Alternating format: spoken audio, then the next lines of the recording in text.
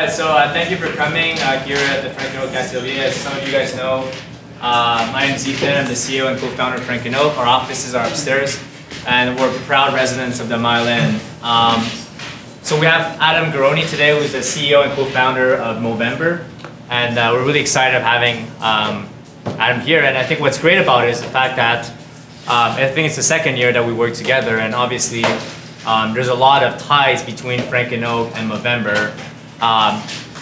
Not just the fact that, you know, most of our customers or clients are male-centric, but more so from the fact that I think Movember has created in the last 10 years almost a new way of creating like social enterprise and a new way of communicating the brand values and creating community around the product. And I think that even at Frank & Oak, we've learned a lot from that, right? So I feel like just to get started, Adam, Sure. like I think it would be great, I think, for the people in attendance to just to get to know like how you guys started Movember. Like how do you start a global movement, like with a couple of friends? Well, firstly, bonjour, hello, g'day. You know what? Movember started exactly like this. It was a room full of people, and there was about 30 people in a room. And we had this vision and idea to put the moustache back on the face of fashion. And this is 2003 in Melbourne, Australia. And that idea was born over a few beers with my brother and a mate. And they were talking about fashion and how over time things cycle back into style. And they had a few more beers on this Sunday afternoon. And the conversation turned to, there has to be some stuff that hasn't made a comeback yet. And couple more beers and it's like, we need to bring the moustache back. So 30 of us grew moustaches in 2003 for no particular reason other than to see A, if we could grow them, and B, to have a moustache themed party at the end of the month. And we were just shocked at the response that we got as pretty much the only 30-year-olds in Melbourne, actually in the world, with moustaches. And people would ask, why are you doing that? And it fell a bit flat when you said, hey, well, we're just doing it so we can have a party at the end of the month. So 4 of us got together in 2004 and thought, let's use the power of the mustache and changing your appearance for good. And we were inspired by the women around us and what they were doing for breast cancer. And we just thought there was nothing for men's health. So in 2004, we married the two and built a little website, and we had 450 people participate, and we raised $54,000 for the Prostate Cancer Foundation Australia. And that was the single biggest donation they'd ever received. So we were shocked by that whole experience. So that's how the growing moustache and men's health part came together. And how, like, because it seemed like it started almost like as a project, like just for fun between a bunch of friends, and like, when do you feel like you guys decided to make that into like, you know, a company or like an actual organization? Like what was the path to that? Sure, so we were just inspired to do something for our community, and Movember's always holistically been about men's health, and our tagline is changing the face of men's health, which describes the challenge, changing your appearance, and the attitudes and outcomes that we want to ultimately achieve. And so we had 450 people, $54,000 the first year. The second year, we sort of made a better website, and we're just doing it part-time. And we had almost 10,000 people participate the next year, and we raised $1.2 million.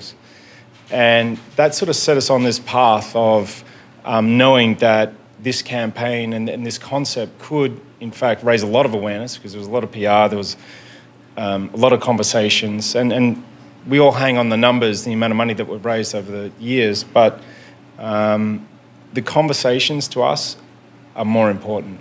Yeah. And I always say to someone that's contemplating doing Movember for the first time, or someone that's done it a couple of times and not sure whether they'll do it again, I always say to them, it's like, I guarantee you'll have one conversation that will make it all worthwhile. And every year I've done it for the last 11 years, there's been one conversation, whether it's with my dad, my brother, a friend, that is so enlightening, that was only made possible because we were comparing how stupid our moustaches looked. But it creates this safe environment where we go, yeah, you know, I suffer from anxiety was the conversation I had. a friend share with me last year. Did you like envision from the beginning, like kind of making this like, I think you guys are in over 20 countries now. Like, was that always part of the vision to make this a global movement? No, not at all. And I always sort of joke that, every morning I wake up and contemplate that my life has become about a mustache. And waking up in Montreal and going, this whole journey brought me here, and essentially I'm a mustache farmer, and the season that we grow our crops is a week away, and but it's far more than that. It's the programs that we fund and things like that. But we never expected this. This was a passion project for us. And we're all from branding, marketing, and business development and entrepreneurial backgrounds, and we came at this with such naivety around how a charity should be run or how you should raise funds for this thing that actually was one of the most significant factors in us being successful, because we just weren't bounded by what you should do. It's like, we're going to get men to grow moustaches and we're going to raise money and funds. And just to round out that story, we're in 21 countries. Over the course of the last 10 years, we've raised $560 million. We're now the biggest global funder of prostate and testicular cancer research. And we also now focus on mental health programs. And I just want to emphasize that out of that $560 million, since we launched in Canada, we've raised $150 million here. And Canada is one of the true powerhouses in fundraising. And that's transformed the research industry here for prostate and testicular cancer. And now, we're proud to be focusing on mental health challenges as well, which is a really complex area. Maybe you can, because I'm not sure everyone's aware, like explain a little bit, like how does a lot of guys, doing like the mustache challenge translate into like a positive benefits for, men's health or other causes? Sure. There's a couple of outcomes throughout the campaign. And any guy here that has done Movember knows that when you do Movember, you'll get stopped and asked, why are you doing that? Why have you got a moustache? And we use the moustache as essentially a Trojan horse to get men engaged in their health. And because this is giving away the secret spice of Movember, but we want to be knowledgeable about why we're doing this, and we arm the community with stats around those three causes and men's health generally, and so they have really meaningful conversations that we would never otherwise have. And we get so many emails from guys going, because of Movember, I was able to tell my friends that they suffer from anxiety, or because of a moustache, they had a conversation with their dad and he went and had a screening test and was found to have prostate cancer. So you've got all these little conversations that are so meaningful that actually change the course of that person's life. Off the back of that, you've got the fundraising component. And Movember, the fundraising engine, the concept, is really no different to doing a run or a walk for charity, except for we grow moustaches for 30 days. Some people call it the laziest charity event in the world. But we obviously raise a significant amount of money. And as we've evolved as an organisation, what we've realised is it's actually harder to effectively spend the money than it is to raise it. So we've got a whole team that's focused on our program strategy and what research we invest in, what support programs that we're funding. And because we're in 21 countries, we get this global view. And these guys, particularly in the research space, they don't collaborate. They don't collaborate at a provincial level, let alone national, let alone global. So a fundamental principle for us is uniting these researchers. And we've been doing this for 5 years now, and it's having unbelievable outcomes. And I always say, we're not after a Canadian cure. We're not after an Australian cure. We're after the cure. And there'll be many cures, actually. There won't be a single thing. And we will announce in 2 weeks a really, really significant breakthrough that is coming out of Toronto from a program that we funded, and it's under embargo at the moment. But this will have a really, really significant impact, and we're on a path to effectively curing prostate and testicular cancer, and it's because of you guys here that have supported Movember and donated. Doesn't mean the disease won't go away, but we will live in a world, where no man will die from either of those diseases. For sure, if you don't show up and you don't get screened, you will die. So we've always got an ongoing... Eventually, yeah. I think eventually we'll get there. Yeah. One thing that's interesting is that, I always like to say that you can't just measure the impact of one's work by, let's say, the sales that you make. Right. Like, it's not just for that. And I think that this is something that I feel like a lot of people here want to find more meaning towards what they do than just the numbers. Like, how would you say that you guys measure success? That's it's a really interesting question, and I totally agree with what you say. I've thought a lot and deeply about success.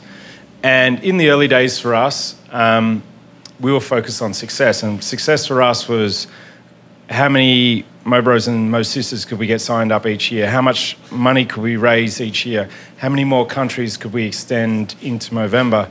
And these metrics, which are very easily defined, we thought that was success. And I've been thinking a lot about the transition between being successful and being significant.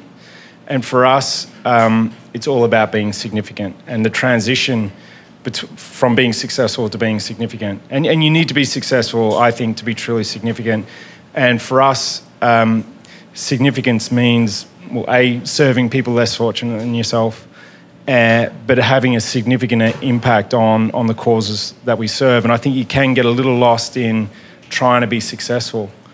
Because if we have half as many people participate this year than last year, some people will go, well, that's a failure. That's not going to happen, by the way. But people sort of look at those basic metrics. But if we effectively cure prostate cancer, that is an unbelievable and significant outcome.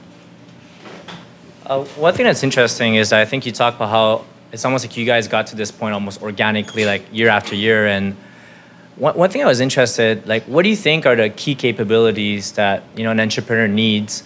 Maybe the ones that you feel like every entrepreneur needs, but also the ones that are very specific to like the not-for-profit or like, the social side of entrepreneurship.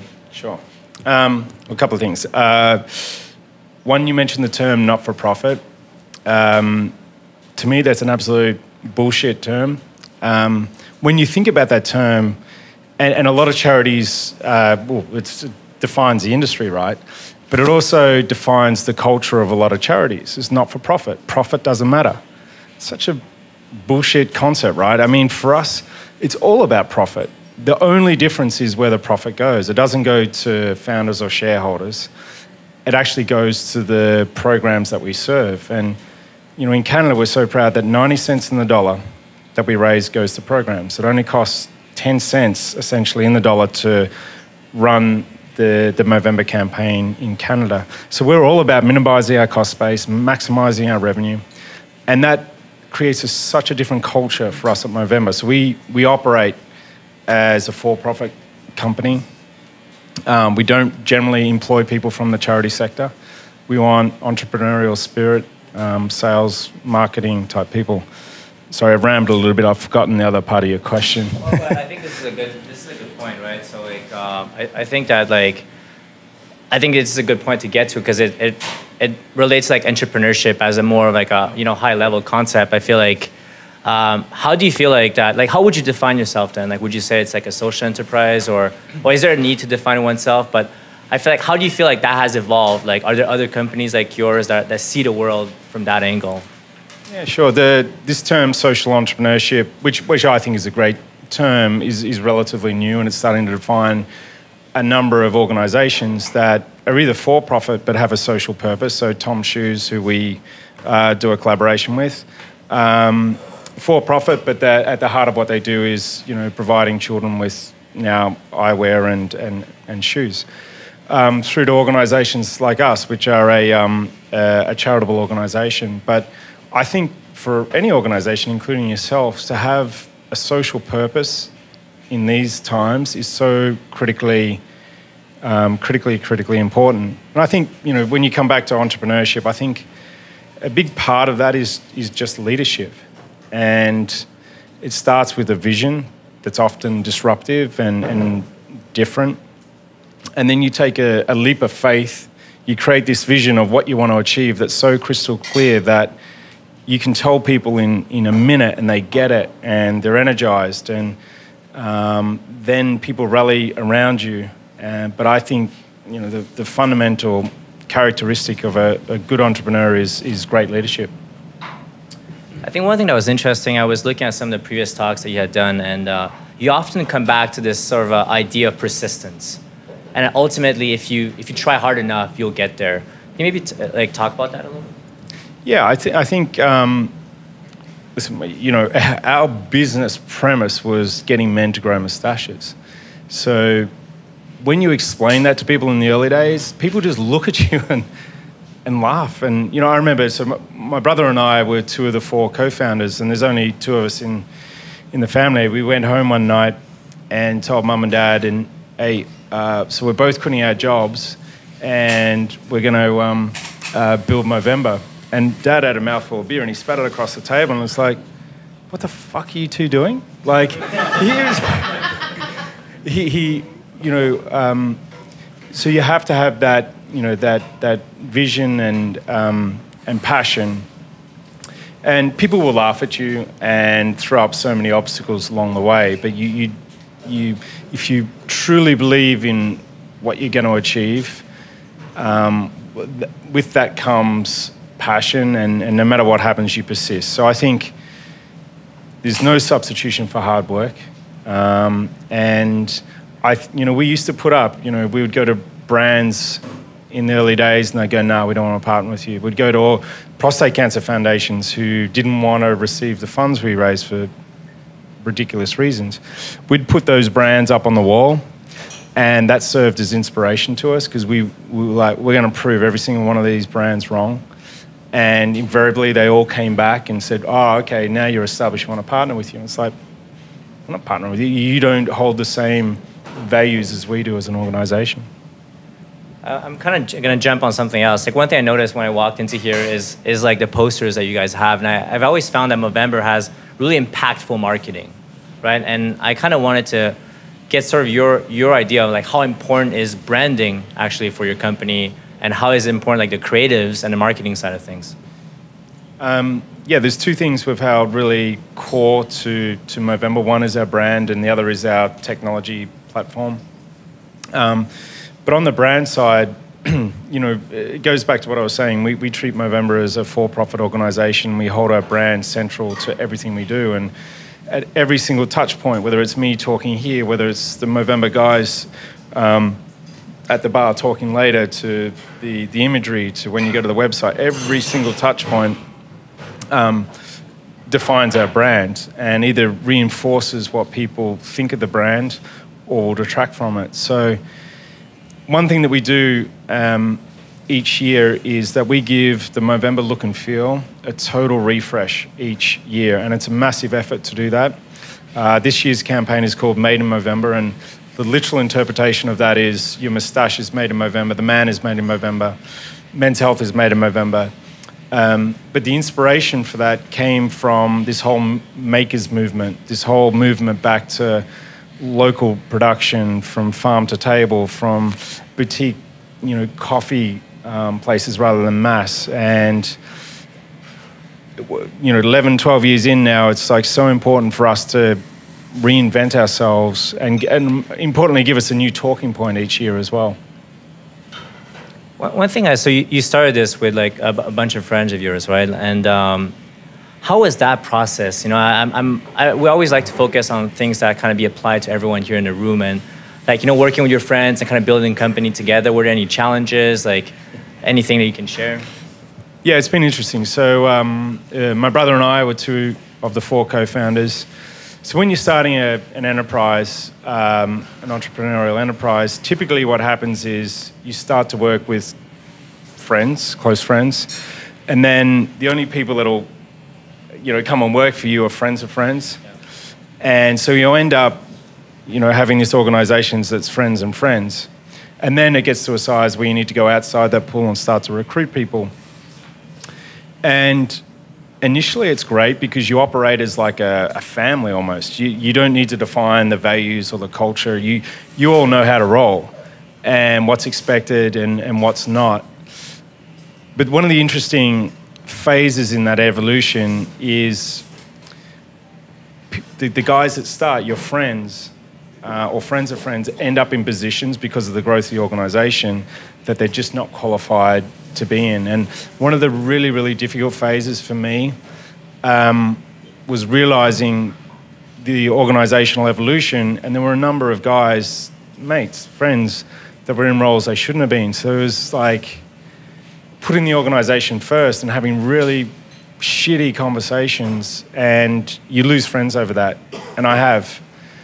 And there's no, if I was to do it again, I don't know how you prevent that, but I think it was a really critical phase in our organisation. This was about year 4 or 5, where we had to go through that phase and put the organisation first and just lay it out to these guys and go, hey, you're not cut out for the role you're in. And invariably they recognise that, but they don't want to be told that. So it was one of the hardest shifts in our culture. But when we got to about 25, 30 people, we actually had to start to document our values, document and define our culture, because suddenly you were delegating recruiting people to other people. And the thing I focus on now, we've got about 120 people in the organisation, we've got 7 offices around the world. As CEO, the one thing I focus a lot of my time on is the culture. And in that early startup phase, not knowingly, you define your culture. And you just can't lose sight of that. And as new crew come in, and we've got beautiful offices, and versus working in apartments and stuff like that, trying to reinforce, the essence and origin of Movember is so critically important. So I'll just finish here with one more question. But we'll take some Q&A after that. I want to give you guys kind of the floor to ask your questions too. Like after all these years, like what do you think that you guys need to stay relevant year after year and to continue to grow and to be aligned with the vision that you set from the beginning? Yeah, this is one of the toughest points of our evolution now, because Movember. We've literally put the moustache back on the face of fashion. We actually have done what we actually set out to do. So with that comes, when you're growing a moustache, half the dudes in this room have got moustaches or facial hair. The novelty of doing that drops off. And plus, Movember's a bit of a tick in the box thing. I've done it twice. I've supported the cause. So for us now, how do we provide other ways for people to engage in the organisation? And initiative I've been working on the last couple of years is it's called Move. So the first 4 letters of Movember are Move. And the most important thing you can do for your health is be active throughout the day. And it doesn't mean going to the gym, it just means walking 45 minutes a day and building movement into your day. So a concept that we're looking to launch next year is the option to, when you sign up for Movember, to make a commitment to move.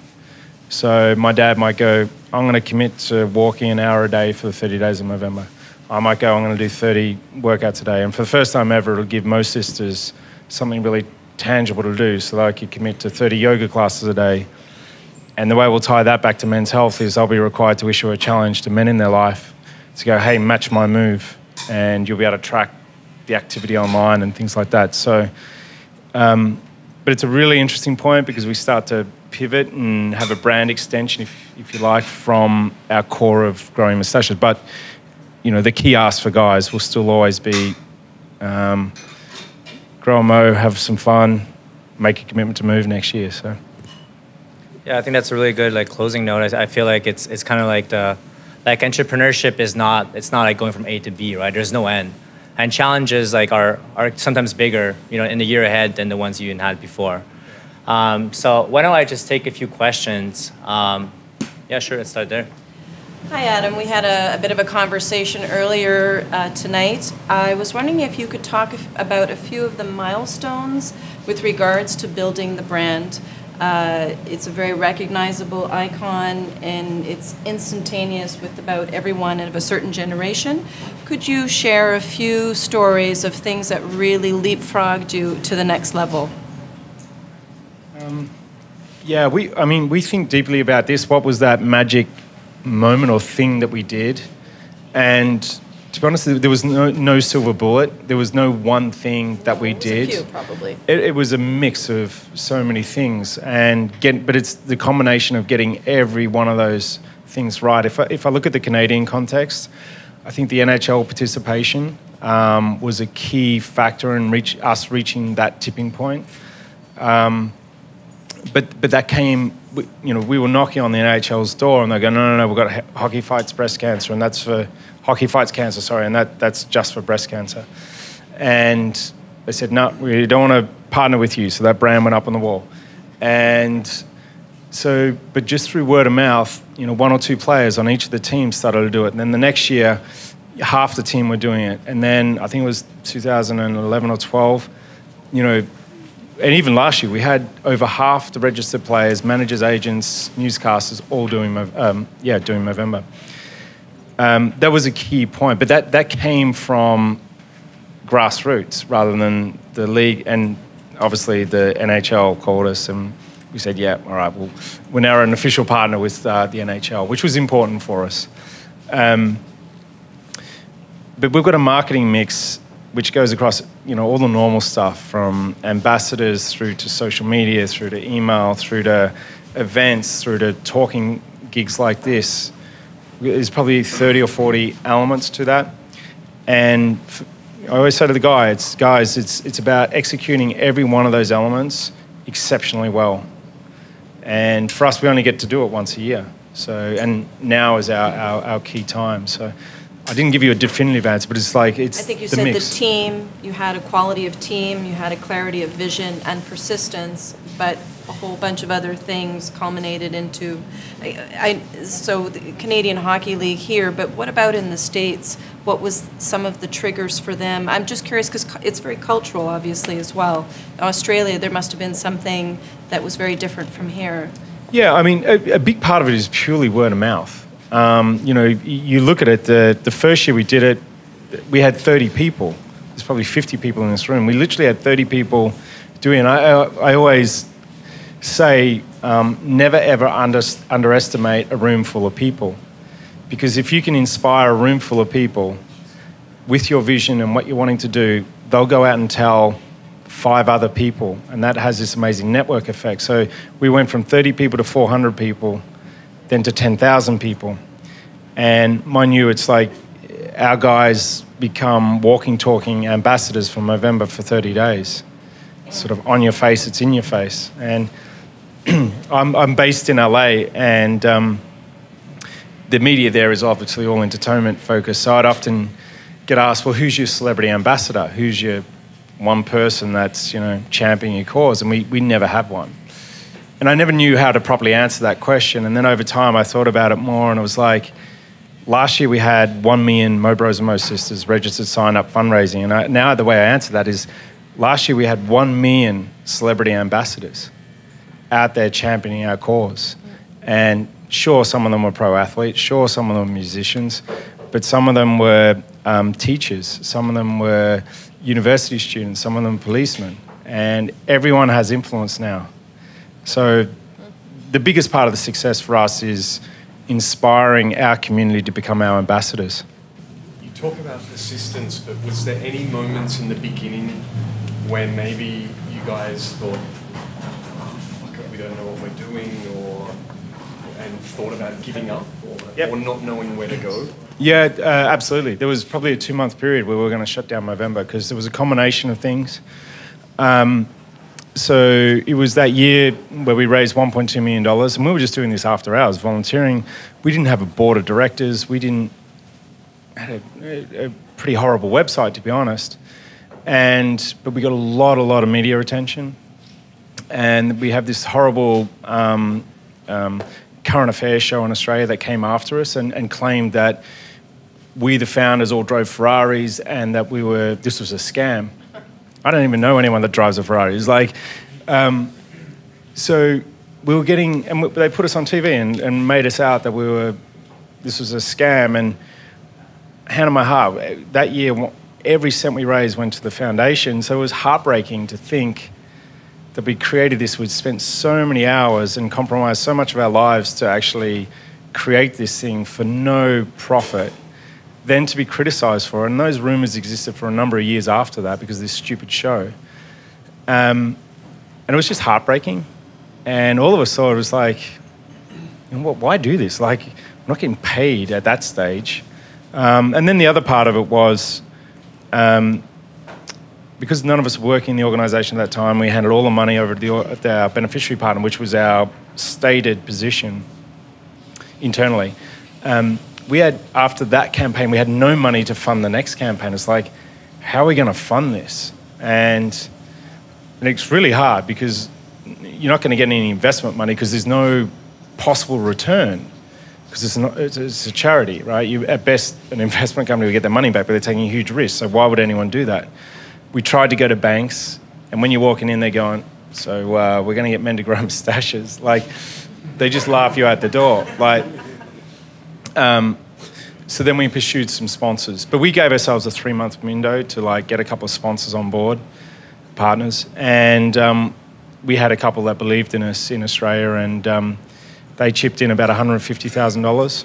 And then Luke and I quit our jobs. We worked in the organisation for no salary, doing consulting work on the side, and running into the 2006 campaign, I think it was. We'd run through the $150,000, and we'd have convinced all our suppliers, because you need tech, you need auditors, you need people to produce your annual report. It's the back end that goes with setting up a charity is unbelievable. So we ran into Movember 2006. We'd spent $150,000, and we'd not earned any money off of this at this stage, and we had suppliers owing us $750,000. So if Movember hadn't have been anywhere near successful in that year, the 4 founders would have been bankrupt and trading insolvently, so possible criminal charges. But again, we just believed in our vision and what we wanted to do so hard that it was almost like, stuff it, we're doing this. But the campaign then went on to raise $7.5 million. And that set us on this path, and that we then kept some funds from each campaign so we could launch the next one, and created a board and all the governance structure. Yeah. A lot of the times, creating a beautiful nonprofit organization is sort of a crowning factor on an entrepreneur's career. You kind of started the other way around. Your vision was actually a nonprofit organization. Is there a next step for the entrepreneur in you, and what is it? Yeah, I must admit I've got that itch again, and it probably won't be in the charitable sector, or it will certainly have a social purpose. I must admit, my brother and I have a bar, not dissimilar, coffee bar and retail space in Melbourne, Australia, not dissimilar to this actually. So it's a little hobby side project, but I'm passionate about education, and I just think the cost of getting a degree is stupid. It should be free. I think we can get brands to pay for that. And one idea I'm toying with is creating a university for entrepreneurs, which will be all online, funded by brands, free for anyone to do. So that's an idea that's been percolating in my mind for a little while, because you can get online now and watch a series of courses, but you can't graduate until you've started a successful business and run it for 2 years. Nice. You talked a lot about how calling yourself a nonprofit or that perspective is bullshit, and you are definitely a for-profit and you need entrepreneurial people. And so I'm curious to know about, from your experience, what's the experience been like attracting those entrepreneurial people, those people that are top talent, to the nonprofit sector when you have limited funds and you have a certain benchmark of funds you have? Obviously 90% of your funds are going, and so how do you build that culture of top talent in the nonprofit sector?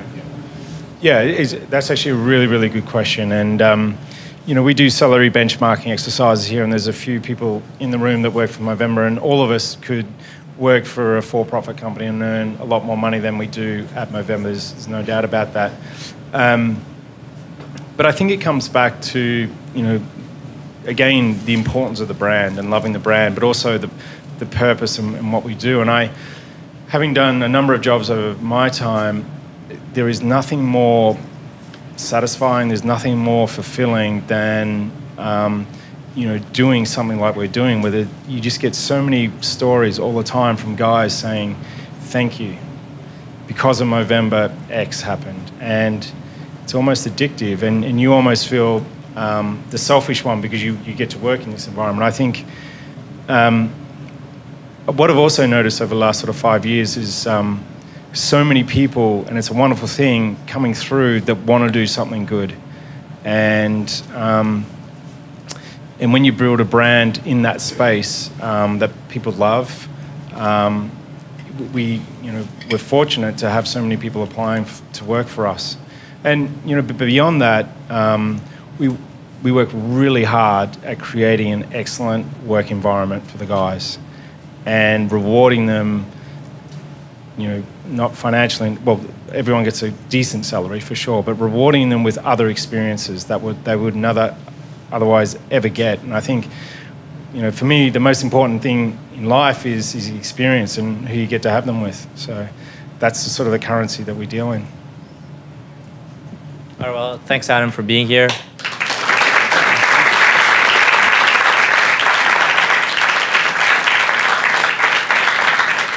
I also want to thank all the guys from Movember and Jordan also who helped organize this event. We have more drinks and beers, so feel free to stick around and chat and brainstorm. Yeah. Thank you, guys.